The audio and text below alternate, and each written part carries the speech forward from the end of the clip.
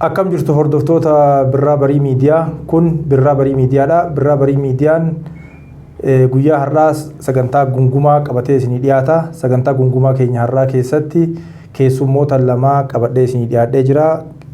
Qabxii haala yeroo irratti marii gabaabaa taasisuudhaaf keessummoonni as na cinaatti argamu kana wajjin turra. Osoo gara qabxii marii keenyaatitti hin ceeneen duratti keessummoota kootiin wal isin barsiisa. An Hussein Baanataati. Ittaan suudhaan isaas na cinaa jiran maqaa isaaniitii fi eessa akka dhuftan. Galatooma naaf yeroo keessaniif warri BBM ani hoggansa qeerroo fi qarree Naayiroobii tokkummaa Naayiroobii amma yeroo kanarratti dalagaa jiru tokko irraa nama tokko jireenyi kiyyaas asuma Naayiroobii jiraadha. Galatooma. Okay, galatoomii asis na cinaadha ammas keessumaa. Warri BBM dursaa nu affeeruu keessaniif illee galatoomaa miidiyaa bareedaa kanaasitti illee nu dhaabuu keessaniif warri Naayiroobii isin galateeffanna. Maqaan kiyya Muhammad Araarsoo jedhama. Jiraataa fi daldala magaalaa Naayiroobiiti. Okay, galatooma keessummoonni koo wal baruu ilaalchisee hanga kana yoo jenne kaan immoo adeemsa keessatti wal baraa deemna. Tole qabxiin keenya har'a irratti mari'annu haala yeroo tibba kana deemaa jiru irratti qabxiilee lama irratti kan fuulleeffannu ta'a. Qabxiilee kanneen keessaa ijoo yoo isinii kaase tibba kana duula deemuu muummicha ministeeraatiin wal qabatee yeroo isaan duularraa gara masaraatti deebi'anii hordofee abbootiin gadaa Oromoo yookiin immoo gamtaan abbootii gadaa Oromoo abbichuu abbaa malaa mata duree jedhuun beekamtii sirna beekamtii qopheessanii beekamtii kennaniif jiru. Beekamtii kennaniif kanarratti yaada keessummoota kiyyarraa fudhannee irratti mari'anna. Inni lammaffaan manni marii ministeerota wixinee marii komishinii marii biyyoolessaa Itoophiyaa jedhuun tibba kana murteessanii gara bakka bu'oota uummataatti murteef dabarsan irratti marii taasifna. Qabxiilee kana lama wajjin BBM wajjin turtii akka gootan gabanumaan isin affeerra. Kallattimaan gara sagantaa keenyaatti ceena. Mee dursa sirraan eegalaa. Mee abbootiin gadaa Oromoo tibba kana akkuma dhagaa turre beekamtii muummicha ministeeraa Itoophiyaa Abiy Ahimad fi beekamtii abbichuu abbaa malaa jedhu mata duree jedhuun kennaniifi turanii. Mee beekamtiin kun akkamitti ilaaltaati? Mee beekamtii akkamiiti? Maal irratti ulaagaa maal irra dhaabbatanii beekamtii kana kennuufii danda'an? Lammaffaa immoo abbootiin gadaa dhimma siyaasaa keessa seenanii beekamtii akkasii sana yookaan immoo sirna siyaasaa keessatti hirmaatanii waan akkasii kennuu kana hoo akkamitti ilaaltate akka dargaggoo tokkootti? Okay, galatoomii barsiisa. Asirratti wanti tokko wanta ammoo garaa nama nyaatu hin jira. Abbootiin gadaa kun beekamtii muummicha ministeeraatii kennanii jiru dhageenyee arginees jirra. Amma akka nama tokkootti hamilee kamiin abbootiin gadaa akka nama kana seerumaan gadi qabanii maqaa moggaasanii fi abbichuu abbaa malaa jechuun gadi dhaabaan waraansa kanaaf beekamtii kennanii jiru kallattii tokkoon. Kallattii tokkoon akka jennutti waraansa hooggananii waraansaaf beekamtii kennanii jiru. Haala yeroo kana biyyittii haala kam keessa jirti? Muummichi ministeeraas maal dalagaa jira? Yeroon kunitti abbootiin gadaa hamilee kamiin gadi baatee abbichuu abbaa malaa jedhanii namicha kanaaf beekamtii kennan. Kalee malee dheengaddaa Karayyuu keessatti abbaan gadaa ajjeefamee jira. Namoonni ukkaamamanii jiru. Jimlaadhaan gadi baasanii nama muraasa ajjeesanii arginee jira. Warra kanaaf hin dirmanne warroonni kun. Abbootii gadaa jechuun warroota seeraan biyyattii tana tasgabbeessuu danda'an keessaa hin jira jennee kayaannu keessaa tokko turanii. Har'a ammoo geeddarsa mootummaa yookiin ammoo seera butame wajjin butamanii mootummaa kana beekamtii kennanii jiru jechuudha. Kanarratti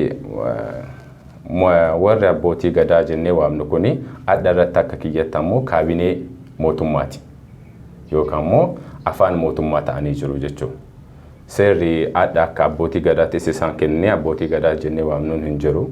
Maaliif seera butame wajjin butamanii uummata jira waan ta'aniif. Uummata dantaa uummataa keessaa bahanii dantaa abbaa tokko nama dhuunfaa tokko faana deemaa jiru jechuun manni kun. Kanaaf maal argee seera butamu wajji warra butamanidha jedhee jiran akka kiyyetti abbootii gadaa kana. Tokkoffaa akka Oromootitti abbaa gadaa akka Oromootitti akka mana amantiititti akka nama seeraan biyyatti tasgabbeessuutitti hirmaannaas keessaan qabanishu. Gaafuma namtichaan kun bahee waa dalagaadhaa miti. Yeroo kanatti uummanni kumaatamatti lakkaa'an yeroo du'aa jirutti namtichaan kun bahee duula kana keessatti torbaan tokkoof suuraadhaan of garsiisee bakka hin geenne gahee deebi'ee jira. Bakka hin geenne gahee deebi'e. Gaheetii miti. Duulli addas itti jira jechuun. Hamilee kamiin abbootiin kun abbichuu abbaa malaa jedhanii akka beekamtii kennaniif anaaf uummataafis gaafiidha ammoo. Tole xumuratti tole mee qabxii kana irratti Maammadi dhuguma abbootiin gadaa tibba kana beekamtii muummicha ministeeraatii kennu wal qabateeti. Dhuguma muummichi ministeeraa yeroo baay'ee uummata dogoggoruu fi uummata gowwoomsuun beekama. Kana keessatti adda waraanaa deeme jedhee torbee lama olii fi miidiyaa garaagaraa irratti uffata waraanaa uffatee mul'achuudhaan erga dabarsee booda gara masaraatti deebuu labsatee erga labsatee booda guyyaa 2-3 osoo hin geenne isa hordofeeti beekamtiin kun gamtaa abbootii gadaa Oromootiin kenname. Gamtaan abbootii gadaa Oromoo kun hangam siyaasarraa bilisa amma wanti kun dhuguma abbootii gadaati moo dhiibbaa siyaasaatiin waan kana kan raawwatan. Tokkoffaa isa lammaffaan immoo waraanni kun injifannoon inni galeen kun hangam gahaa injifannoo beekamtii hatattama kanatti isaa ariitii kanatti isaa kennisiisu jettee yaaddame. Gara asirratti Hussein qabxiileen asii Geetaachoon kaasee tuttuqee irra deebi'ee tuttuquun barbaachisu wannoota tuttuqaman asirra kaasa. Abbaa gadaa jechuun hooggana sabaati. Gadaan nagaa hoogganni tokko akka nagaa labsu ajajamu jechuudha. Gadaan teennallee gadaan Oromoollee himu.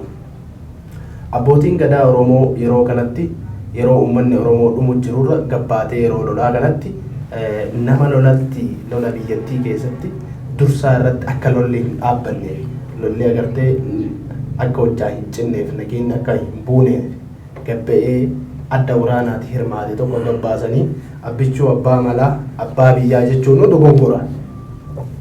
Isarra dabalee abbootiin gadaa kunniin yoo dhugaa uummata kanaaf kadhaabbatan ta'e waggoota 3 yookaan waggoota 4 dabre kana uummanni Oromoo dhumutti ture. Lola labsuun nagaa labsuun isaanirraa ka eeggamu abboota uummata bakka bu'aniif. Manni keenya waggoota 3 dabre kana akka mootummaa Itoophiyaa keessatti histirii Itoophiyaa keessatti mootummaan haga uummata mootummaa Abiyyi kan uummata Oromoo fide hin jiru. Abbootiin gadaa kana tolchanii beekan. Abbootiin gadaa kana dura dhaabbachuu yeroo danda'anitti callisuu filatan.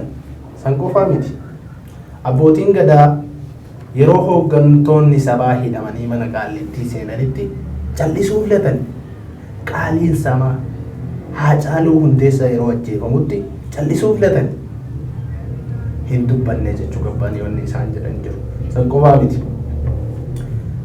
Yeroo Oromiyaa keessatti jeequmsi guddaan deemu abbootii gadaa irraa wanni bahe hin jiru. Wanni dubbatanii gabba'anii mootummaan dhimma kanarraa dhaabbachuu qaba jedhanii dubbatanii jiru. Wal yaadachiisuuf abbaa gadaa duraanii abbaa gadaa Tuulamaa duraanii abbaa gadaa Sanbatoo Bayyanaa Sanbatoo yeroo ijoolleen yeroo protestii Oromoo protest 2016 dura dhaabbatee Oromoon halangeen xiyya soba hin dubbattu jedhee dhaabbatee mootummaa afoo dhaabbatee akka abbaa gadaa Oromootiif dubbatu ture. Abbootiin gadaa har'aa hoo maal dubbachuu jiran maal gochuu jiran yoo jettee abbootiin gadaa abbaa kaabineedha malee abbootii gadaa gartee Oromooti jechuu hin dandeenyu. Abbootii garaa hoo jenneen hin ta'a maaliif? Gujiin isaanii gochi isaanii haalli isaan itti jiran abbootii gadaa isaan jechiisisa malee abbootii gadaa isaan hin jechiisisu. Kanarratti dabalee ammallee wanni abbootiin gadaa qaanyii guddaa isaan dalagan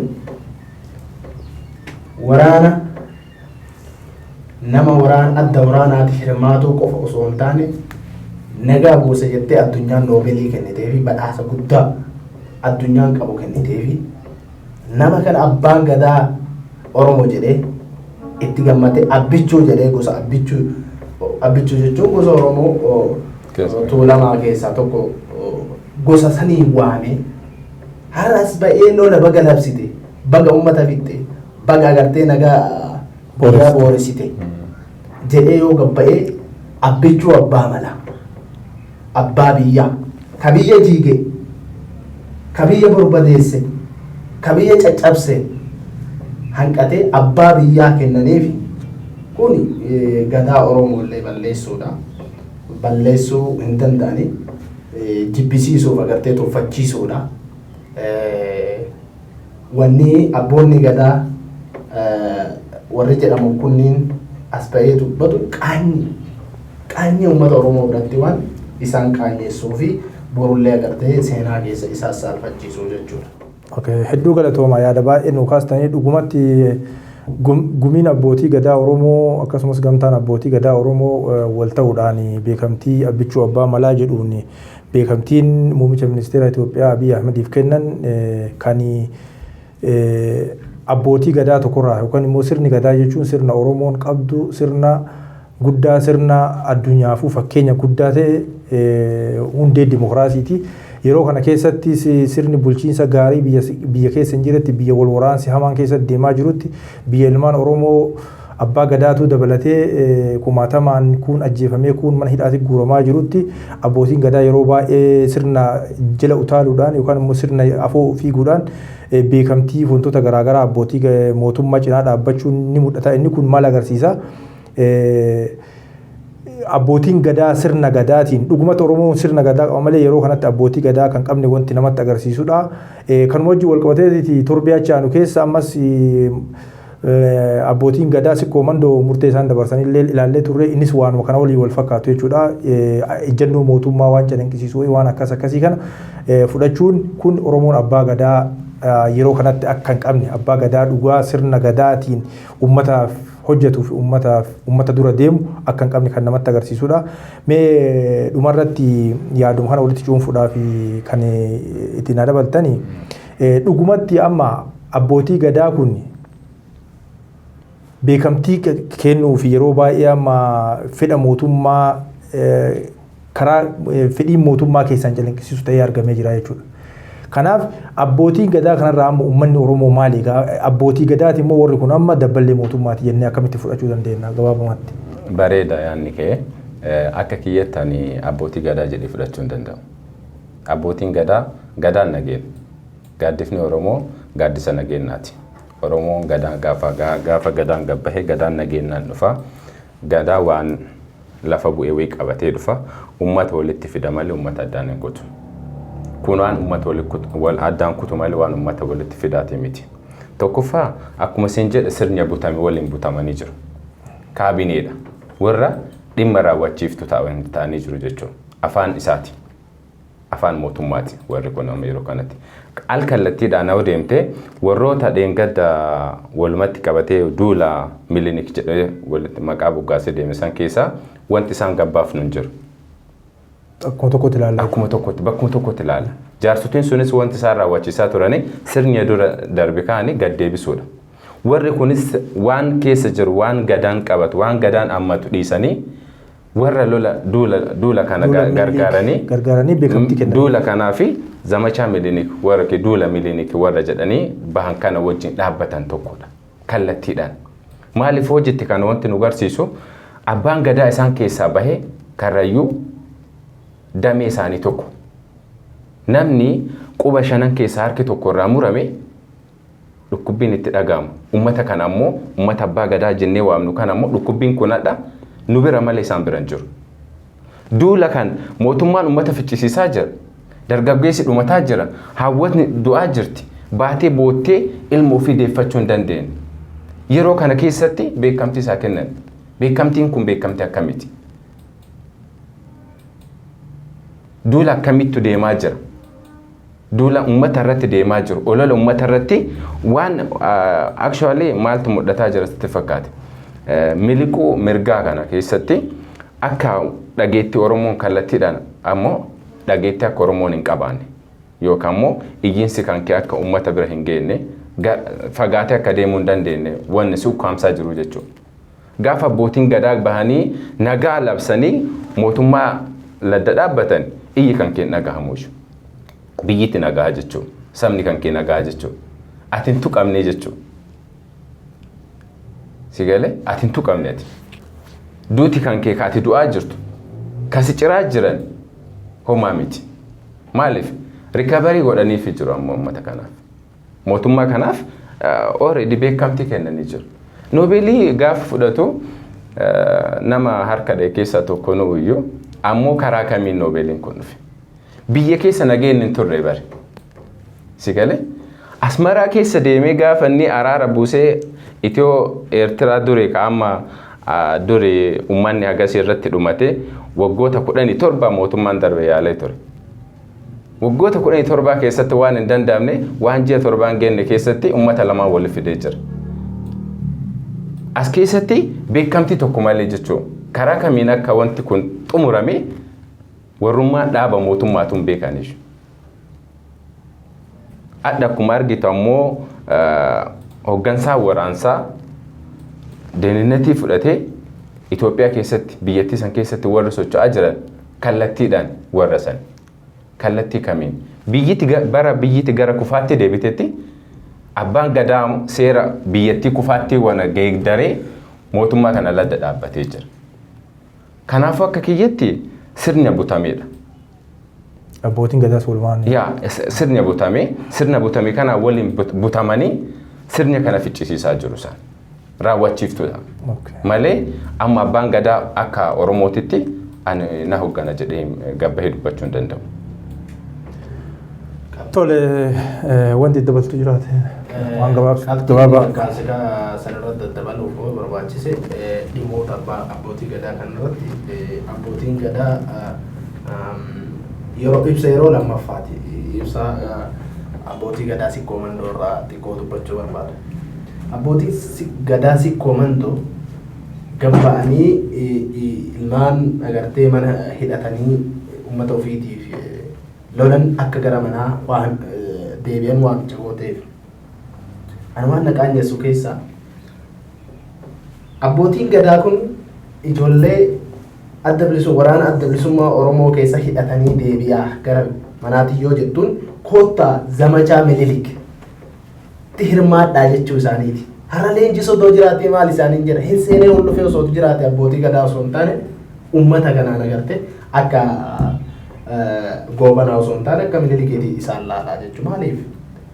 Kaleessa abbootiin teenna sirna har'a Abiyyiin geggeessu sirna har'a Abiyyiin deebisuuf deemu kanarratti harkaa farmu muraman. Uummanni keenya harkaa farmi kan itti cite sirna nama nyaataa sirna naafxanyaa sirna Amaaraa kana diduuf.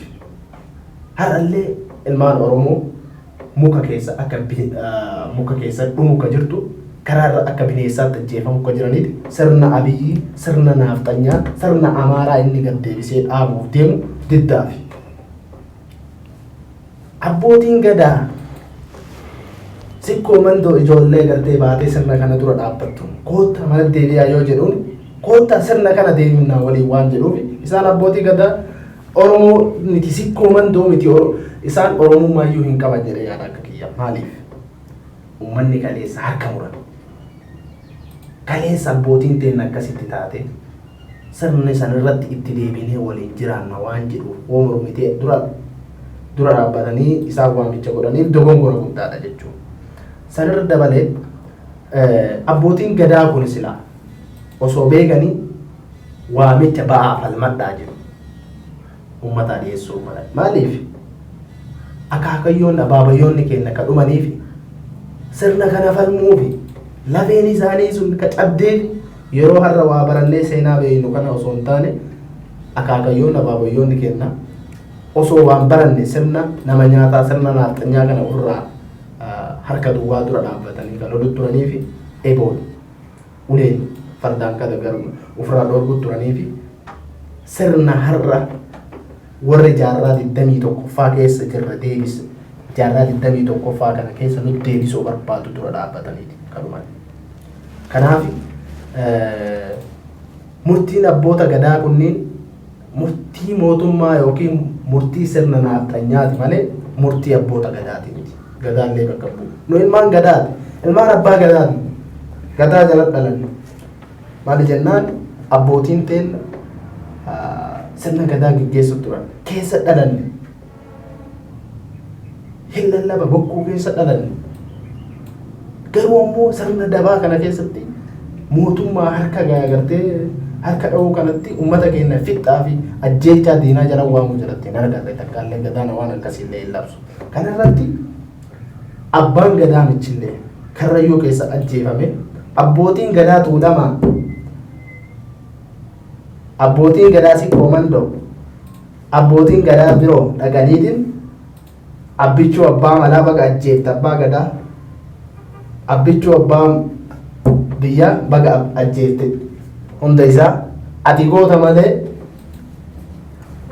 wanni biraa siif malu ati abbaa biyyaati ka biyyallee caccabsu jirtu ka abbaa gadaallee ajjeesu jirtu ka ilmaan oromoollee fixu jirtu ati goota jedhanii fuudhanii maqaa kennaniif borommoo isaan tajjeefamaa jechuudha dabareenta isaaniiti. Kanaaf abboonni gadaa kun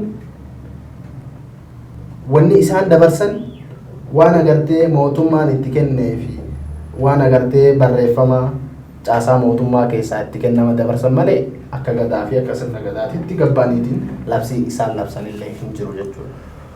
Tole, qabxii bareeda kaastanii hundi keessaniyyuu galatoomaa dhugaatti abbootiin gadaa gamtaan abbootii gadaa Oromoos ta'e akkasumas abbootiin gadaa sikkoo mandoo murteen isaan tibba dabarsan gabaabumatti kan ergama mootummaa fudhatanii raawwachiisan malee ofii isaaniitti ka'anii waan tokko akka hin raawwanne kan namatti agarsiisudha. Inni lammataa immoo abbootiin gadaa akkuma sila kaasne abbootiin gadaa jiran yeroo kana keessatti. Abbootiin gadaa kan jiran dabballee mootummaati. Dabballee mootummaa kan mootummaadhaan baajanni bahee fi mootummaadhaan wanti hundi kallattiin kaa'amee fi hojjetan malee kan uummataaf dura dhaabatanii miti. Amma fakkeenya kaastanii turtan yeroo 2016 yeroo fincila diddaa gabrummaa sirna wayyaanee wajjin ta'aa ture san keessatti abbaan gadaa tuulamaa Bayyanaa Sanbatoo sirriitti dura dhaabbataa ture. Namni sun foolii abbootii gadaa kan calanqisiisaa ture nama san jechuudha. Kanaaf abbootiin gadaa amma jiran kun guutumatti fakkeenyaaf wantoota isin kaastan keessaa yeroo ammaa kanatti ajjechaan dhaabbanne Oromiyaa keessatti mee kan maan darbeeyyuu haafu ajjecha abbootiin gadaa kun ajjecha Oromiyaa keessatti deemaa jiruu fi hidhaa jumlaa Oromiyaa keessatti deemaa jiru abbaa gadaa dabalatee jechuudha kan ajjeefamaa jiru. Kanaaf ibsa guyyaa tokko osoo hin baasin mootummaa diraamaadhaaf torbee lama kaameraa dura of dhossee yookaan immoo adda waraanaa deeme jedhee deebi'eef immoo beekamtii kennuuf ariifatan abbootiin gadaan akkasii sunniin abbootii gadaa sirna gadaa Oromootiin duudhaa sirni gadaa qabuun uummata geggeessan osoo hin taane abbootii gadaa abbootii garaa abbootii sirna mootummaa biyya bulchaa jiru akka ta'an kana uummanni keenya sirriitti hubatee deemuu qabaa. Isaanirraa waa eeguu caalaa qabsoo isaanii jabeessanii sirna kana isaanuma wajjin sirna kana jijjiiruu fi isarratti fuulleeffachuu qabaa ergaa jedhu dhumarratti kaasna. Itti aansinee immoo qabxii keenya lammataatitti ceenaa. Qabxiin keenya lammataa tibba kana mootummaa manni marii ministeerotaa jechuudha wixinee tokko akka ragga'u godhanii jiranii wixineen kunis marii biyyoolessaa Itoophiyaa kan jedhudha. Koomishinii marii biyyoolessaa Itoophiyaa dhaabuu kan jedhudha. Inni kun akka qabxii sana keessatti ka'etti marii biyyoolessaa tanaan dura paartileen siyaasaa Oromoos akkasumas hayyoonni Oromoo gaafachaa turan sana waan akkasii fakkaatu tokko bifa wixineetiin kan qopheessanii raggaasan jira. Inni kun dhugumatti mee akka dargaggootaatti jechuudha. Keessaa humni amma haalli biyya keessa jirtullee haalli siyaasaa Oromoo keessa jirullee quba qabuu fi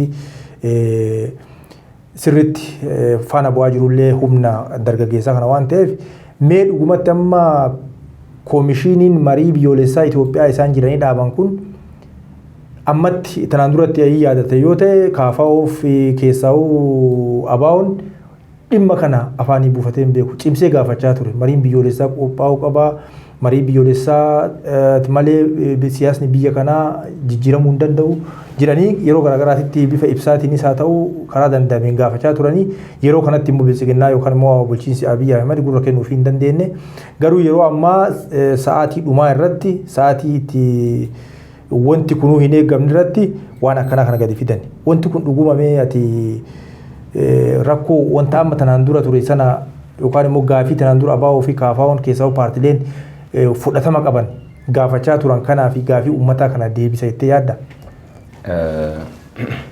An akka nama Oromoo tokkotti jechuudha akka dhaaba Oromoo hoggan tokko keessaa tokkotti yoo dubbadhe mariin kun waan hoggansa kana hunda of jalatti qabatee deemu natti hin fakkaatu.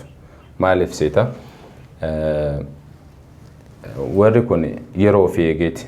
Yeroo ofii jechuun position ofii eegee warra deemu tokko waan ta'aniif tokko hin qabattan taanaani of duba deebine yeroo filannoon eegaleerra filannoon yeroo isaatti hin eegalle gaafiin kun yeroo isaatti ka'ee ture yeroo isaatti hin deebine gaafa warri Tigraay filannoo adeemsisanii maqaa kennaniiftu jira gaafa biyya keessatti mootummaan guyyaa isaa eegee guyyaa isaa position ofii eegee filannoo adeemsise maqaa yookiin ammoo beekamtii filannoo sanii kennanii mootummaan kun mo'ate jedhaniiti nutti deebanii jiru.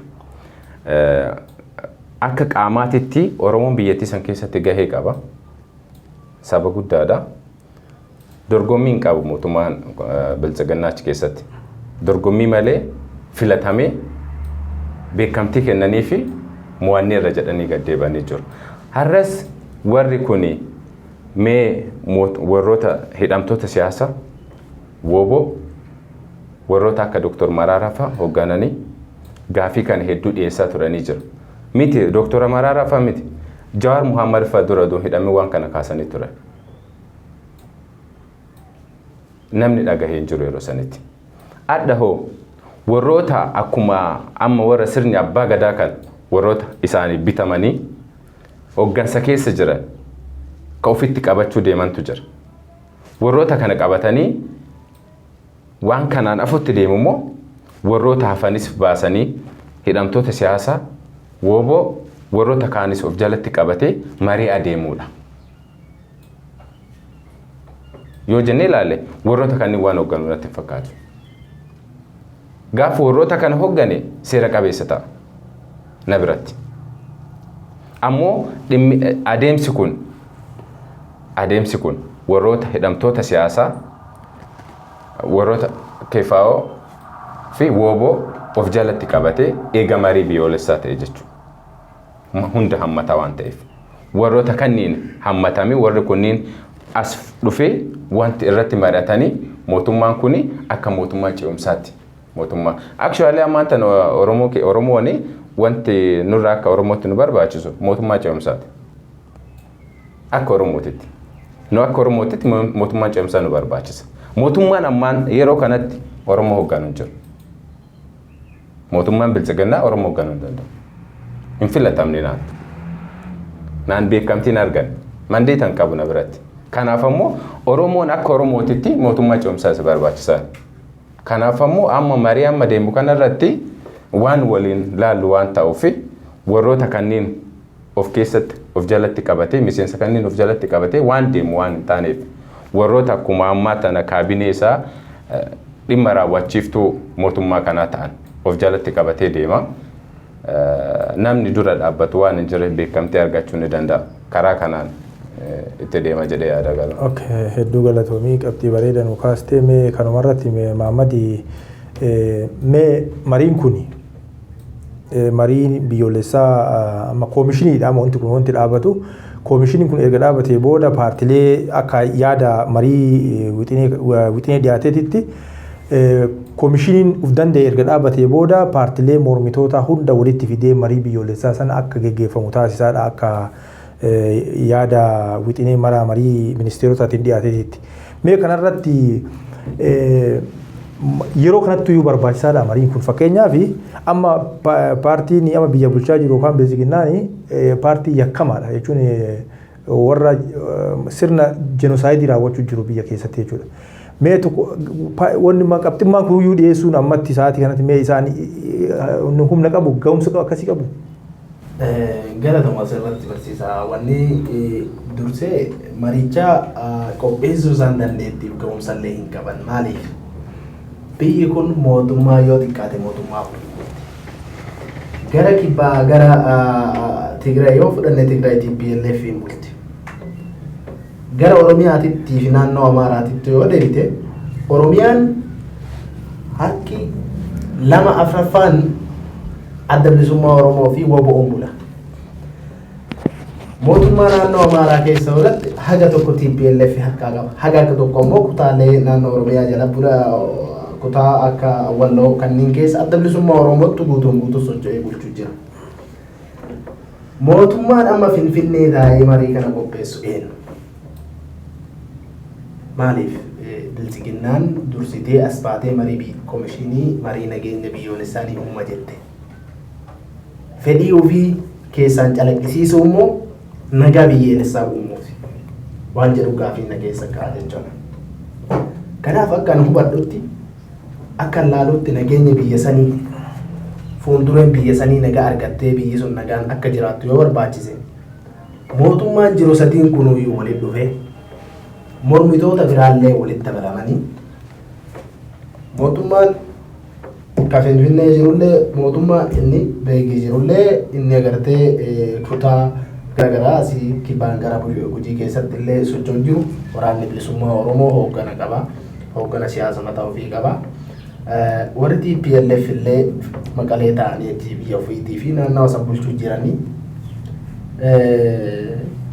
Inni biraa immoo hooggantoonni Oromoo hidhaa jiranii. Hooggantoonni biraallee fakkeenyaaf Lidatu Ayyaanoo fa'aa fudhanne warra Amaarri qaban keessa warri isaan tokko jechuudha. Warra Itoophiyummaan akka biyyi nagaa argattu fedhan keessaa isa tokko jechuudha.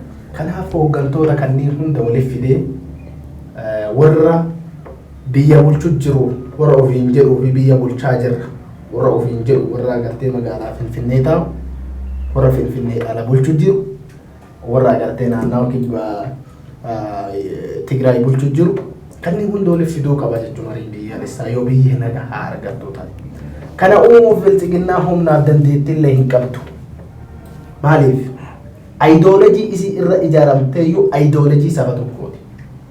Ayidoolojii sirna naaxanyaa gad deebisanii dhaabuuti. Ayidoolojichi immoo uummata kana hunda waliif fiduu hin danda'u. Biyya kana jiiguu malee biyya kana ijaaruu waan hin dandeenyeef. Kanaaf ayidoolojiin har'a biyya san nagaa buusuu danda'u yaanni murtiin sochiin walitti dhufeenya biyya san nagaa buusuu godhuu danda'u yaada kaleessa Jawaarfaa jechuun turan.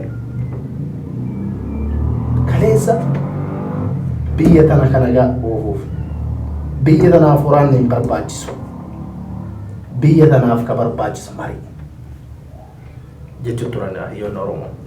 Har'a Baqqalaan fa'a Jawaar Muhammad fa'a Hamzaan fa'a Dajanee Xaafaa fa'a mana hidhaa ta'anii paartii kafaa ollee bakka lama qooduuf yeroo bilchiginnaa itti tattaafatu jirutu jira jedhamee dubbatamaa san yeroo irra gametti waan agartee gara dura taafaa mijaatiin ifa godhamu ta'a jechuudha. Ammaa wanti godhallee jiru waanuma sooshaal miidiyaa irra fiffiigu waan ta'eef kanaaf mariin biyyoolessaa ka hunda hirmaate taanaan biyyi nagaa argatuu dandeetti. Yookaan ammoo akkuma kanaan dura yaalameera yeroo lama sadii irra deebi'anii yoo yaadattan ta'e akka osoo filannoon godhamiin dura mootummaa Dr. Abiy namoota waliin qaqqabee marii biyyoolessaa gooneerra biyya bakka nagaa gooneerra filannoo nagaa goonaa jedhaa ture. Ammallee akka ta'uu sanii jechuun yoo hooggantoonni mana hidhaa jiranii hiikamne inni muka jiru hin dubbifamne inni Maqalee jiru hin dubbifamne marii fi biyyi nagaa argattullee hin jirtu jechuudha. Kanaaf kana godhuu dandeettii hin qabdu jechuu barbaada qaba. Tole dhaggeeffatoota keenya marii bal'aa geggeessaa turre irraa waa hedduu barattan jennee abdannaa amma gara xumuraatti qabxii keenya gara xumuraatti geessinee jirra. Akkuma isin lamaanuu kaasaa turtani dhugatti wixineen kun yeroo kanatti ana akka laalutti karoora bilchiginnaa qabate yookaan pilaan A, B, C jedhanii qabatan san keessaa kun isa dhumaa na fakkaata. Maaliif diraamaa isa dhumaa uummata irratti dalaguudhaaf yaadanii jedhee fudhadhaan koomishinii marii biyyoolessaa isaan jedhan kana. Fakkeenyaaf sirni kun jalqabumarraa kaasee sobarratti ijaaramee diraamaa irratti ijaaramee diraamaan akkasumas aayidolojii warra kaabaa kanarratti ijaaramee yoo fudhattan amma sirna mootummaa keessatti akka jirutti paartileen warri mormaa turan hundi isaanii caasaa mootummaa keessatti deebanii jiru. Maaliif sirni bilchiginnaan qabatte kun aayidolojii isaanii wajjin tokko waan ta'eef jaalatanii jiru jechuudha. Sirna kana walitti dabalamanii sirna kana galmaan gahuu irratti hojjechuu jiranii jechuudha.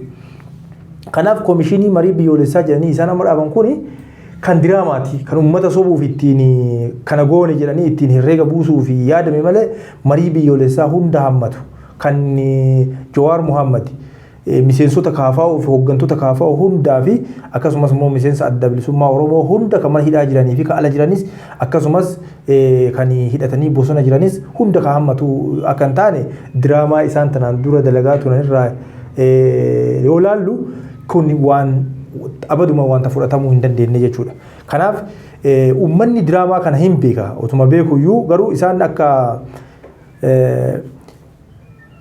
filannoo isaanii dhumaatitti fudhachuu danda'an. Garuu filannoon dhumaa kuni badii kanarraa isaan baraarsa yookaan immoo rakkoo amma keessa siyaasaa yookaan immoo waraansa amma keessa seenan kana keessa isaan baasuu danda'a wanti jedhu kun guutumatti isaan dandamachiisuu hin danda'u. Sababbiin isaa gama tokko waraanatti osoo jiranii gama tokko waraana malee hidhadhaa zammata jedhanii osoo ganama galgala zarraaf jedhaniitti gamanaan immoo marii koomishinii marii biyyoolessaa jechuun kun waan takka walitti wal dhufuu hin dandeenye ittiinillee ammas dubbiin dubbii ristii deeffachuuti yookaan immoo dubbii ristiiti dubbii olaantummaati kan godhamaa jiru waraansillee kan godhamaa jiru jechuudha. Kana wajjin wal qabatee qaamni abiyyummaan mataa isaatu odoo marii biyyoolessaa geggeessuu kan barbaadu taate qaamni isa dhiibu baay'eetu jira jechuudha. Yeroo ammaa kana keessaa paartilee Amaara bakka bu'an baay'een isaanii kanan fedhan. Abiyyi Jawaarfa bahanii yookaan immoo addi bilisummaa Oromoo kanneen akka isaa waliin maratanii iyyuu hin fedhan.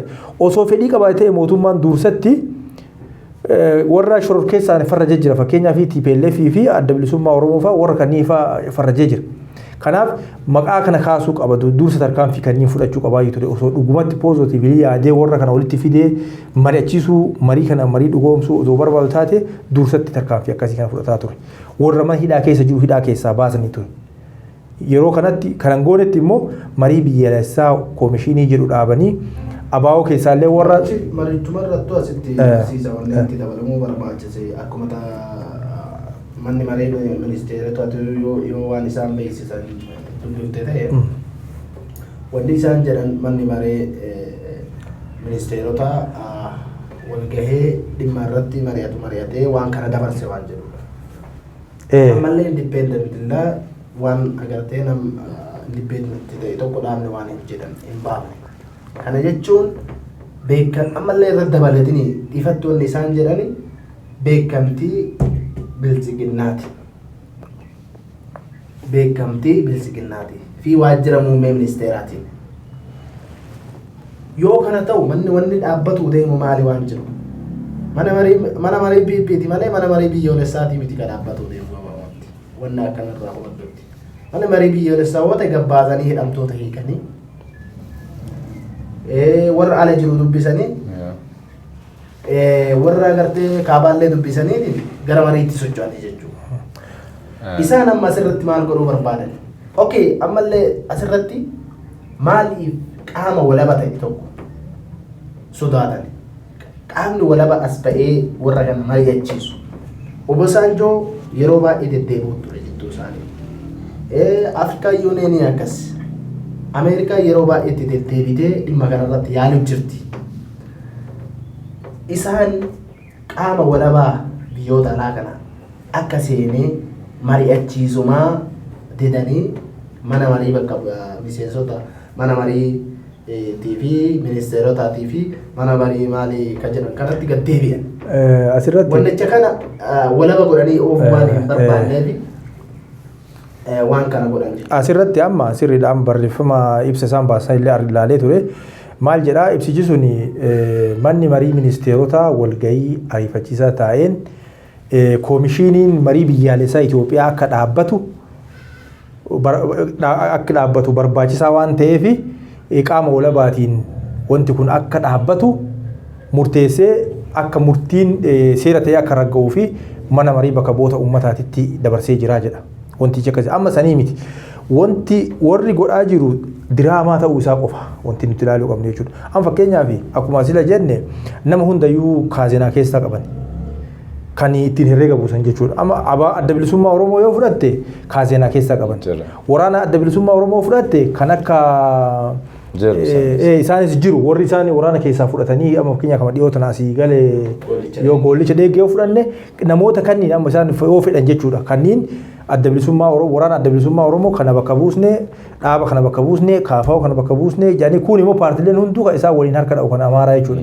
Kanniin uf jalatti hiriirsanii herreega kana buusuuf deemaa jiran malee dhugumatti marii biyyoolessaa uummata Oromoo fayyadu kan sabni Oromoo uummanni Oromoo barbaadu keessaa sabni akkaan cuqqoofamaan sabni Oromoo fedhuu fi paartileen uummanni Oromoo jaalatu keessatti hirmaatanii keessatti murtii kennan dhaabbataan sun waan tokkuma ta'uu hin danda'amnee fi waan sobaate jechuudha. Kanaaf mee amma gabaabumatti mee amma qabxii kennallee gara cuunfaatitti deemnaa gara dhumaarratti geennee jirra. Kanaaf mee dhumarratti qabxii mee yaada amma dhumarratti kaasne kanarratti yaada guduunfaa ergaan uummataa dabarsuu barbaadda yoo jiraate bifa ergaatiin gabaabsaatii daqiiqaa lamaaf akkas. Amma wanti dubbatamee jira. Uma xiqqoo irraa dubbanna. Mootummaan kun maalidha? Fedhiin isaa. Dheengadda gaafa TPLF wajjin waan tokko irratti waliin dubbatanii anaaf beekamtii kennaa jedhee gaafateera kallattiidhaan jechuudha. Mootummaa ta'uu kiyya naa mirkaneessaa. TPLF jechuudha. Amma inni dantaa isaatii miti. Haalli biyyittii irra jirtu kun amma isaaf. Inni maal barbaada? Maqaa ofii barbaada. Mootummaa eenyummaa ofiitiif jiraatu namni kun. Nama eenyummaa ofiitiif jiraatu. Nama mootummaa ta'uu kiyya naa mirkaneessaa kallattiidhaan jedhe warra TPLF jechuun. Mootummaa kana amma akka tokkotti sirna darbe keessaa sirna Sillaaseetti gaddeebee nu dhufee jira. Aadaaf qubee balleessuu, afaan balleessuu, eenyummaa kan kee balleessuu. Warroonni abbaa gadaas achi jalatti hirmaatanii waan jiran natti fakkaatama. Oromoo balleessuu fi uummanni kun baay'inni isaatu nu dhibee jira. Gaafa baratan, gaafa beekan hin dandeenyuun jedhan bara Sillaasee. Ammallee warroota sirnaaf butaman, warroota sirnaaf fi bitaman bitanii kallattii kanaan itti deemuudhaaf deemsa. Wanti haaraa wanti isaan buusanii jiru. Warra TPLF keessa Finfinnee keessa uummata jira. Uummanni bitamee garaadhaaf gabbeetii bira dubbataa jiru argaa jirra. Uummatuma kana qabatee gadi dhufu. Warri kaleessa shororkeessaadha jedhame adda hamilee kamiin gaffiddeeti bakka kanatti isaan mari'achiiftu. Woboon shororkeessaadha. Hamilee kamiin gadi fiddee uummata kana koottaan wajjin ta'a mari'adhaa jirta. Warra maqaa lammaffaa kennitee fi maqaa lammaffaatiin waraansaa jirtu. Uummata bira jibbisiiftee ofii beekamtee argattee dhageettii argattee uummata waliin jiraachuuf filatte akkamiin gaddee biftaadha. Uummanni kun shororkeessaadha. Manni marii kunoo maqaa kana gadi baasee osoo dhimmi kun hin raawwatamin maqaa kana kaasee fi uummata kana dhiyeessamoo akkuma jiranii fudhatanii uummata kana wajjin marii taa'uu deemu. Kun waan hin taanedha. Akkuma isin jedhe warroota achi keessatti qopheeffatanii jiru. Ulaagaalee guuttatuun hin qabani. Ulaagaalee guuttachuu ni danda'u. Karaa kanaan ammoo sirna butame warri butamanii achi keessas waan jiruuf sirna kana wajjin warri geeddaran warri gargaaran duuti uummataa, duuti hawwataa, duuti dubartootaa, duuti ijoollee, duuti abbootii gadaa homaa kan ittiin fakkaanne. Warroonni adda ammoo boru seenaan isaan gaafatan warra garaaf jiraatan. Uummata kanneen qabatanii marii kana itti deemuu ni danda'u. Garuu ammoo akka biyyatti biyya hoogganaa akka uummata siyaasaa hoogganaa waan jettu keessatti waan kanneen hoogganu keessa waan tokkollee waan qabu waan hin qabneef. Adda Jawaar Muhammad Abaa osoo jedhanii warri paartiin Amaaraa albee morma rakeetta malee waan eeyyamamu miti.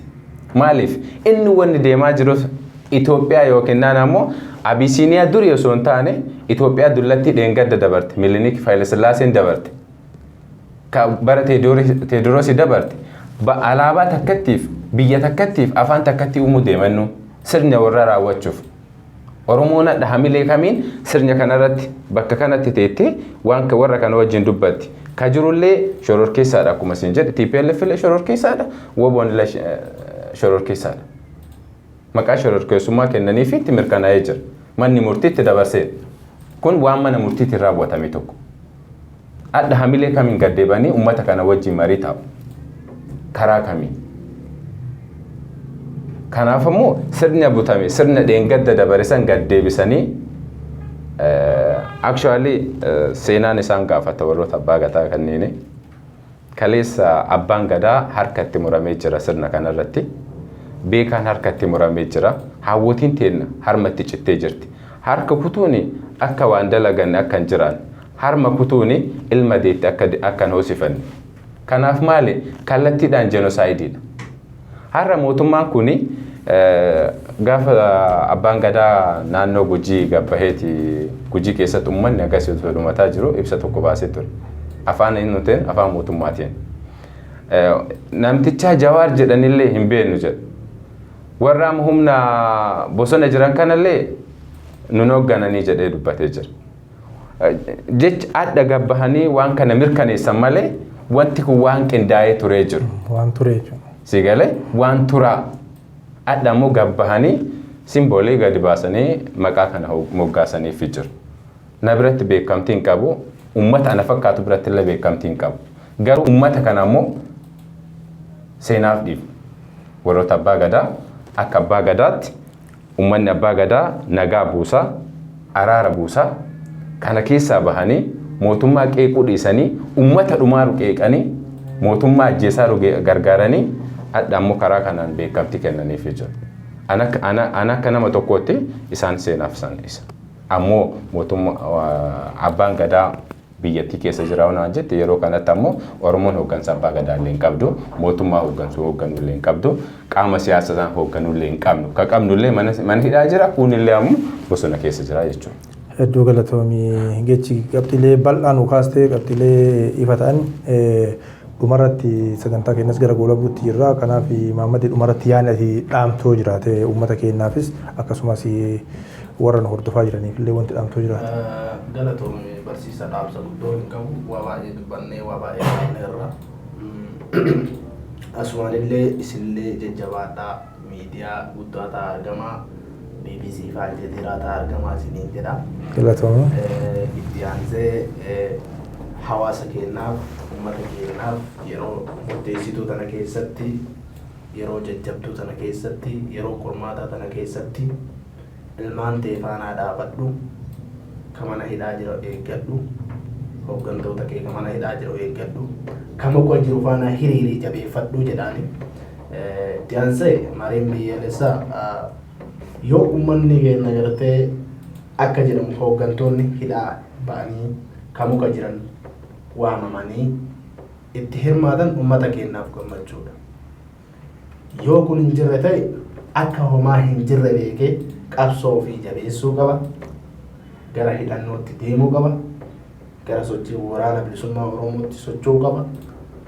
Murtiin takkattiif yeroo kanatti uummanni Oromoo abdiin takkattiin qaboo jiraate waraana adda bilisummaa Oromoo qofa.